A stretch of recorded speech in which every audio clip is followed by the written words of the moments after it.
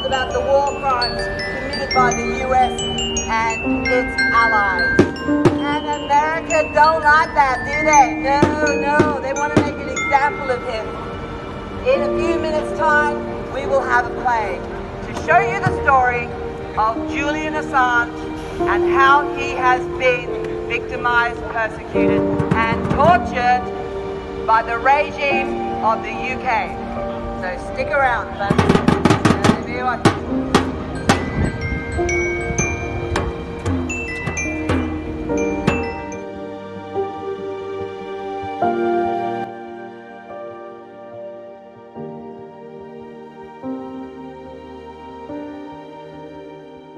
Khalid al-Masri actually gave evidence.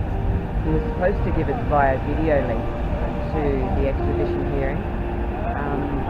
He was a man who was a German citizen, lived in Germany for 20 years, and he was on holiday in Macedonia when a mistaken identity saw the Macedonian police hand him to a 14-man CIA rendition squad.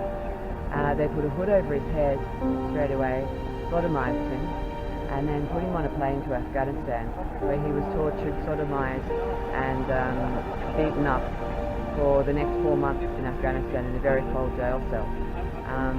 Then the CIA got word that they had the wrong man, so they renditioned him to a country called Albania, which Khalid al-Masri had never ever been to before.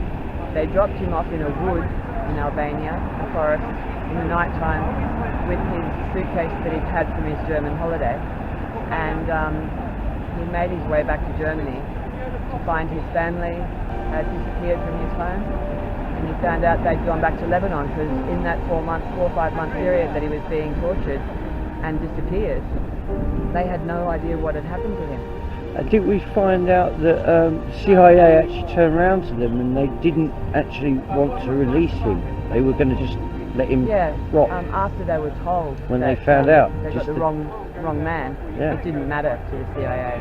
They wanted to keep him in their dark prison system forever. However, he found out who renditioned him from the WikiLeaks files. He found his own, and he could identify the people who did it. So he took his case to the European Court of Human Rights. It was found in his favour against the Macedonian police, and he was able to get compensation. Not a large amount of compensation, about £50,000, £59,000 I think it was, and in that realm. And the Americans never apologised. The American Civil Liberties Union tried to get justice for him in the States, but it came to nothing. He was also threatened by the CIA that if he ever told anyone what had happened to him, they would come after him and his family. But this brave man, Khalid al-Masri, gave evidence to the court in Julian's favour because he was so grateful that he was able to reveal, find out what had happened to him and who was responsible for it and why it had happened. So his evidence was added to the extradition hearing document. However, the video link didn't work, so we couldn't give it orally. But it's there in the defence witness testimony, and you can find it. Tariq Haddad has got a very good site with all of the witness testimony and the skeleton arguments from Julian Assange's extradition hearing at the Old Bailey, finished a week ago. And the decision handed down on January the 4th by the magistrate Vanessa Barrett. So we're campaigning now, and everyone should look at Tariq's files of all the expert testimony and publicise every single bit of it. Because this is the closest that we'll ever get America to an international criminal court or anything of that nature, and it's a way that we can express exactly what WikiLeaks stands for. And this needs to be told.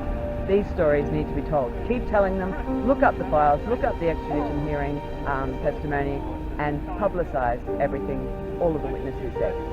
Thank you so much, Alison Mason. You're welcome. You're actually beautiful. That's our job now. I know. And she is a top journalist and friend.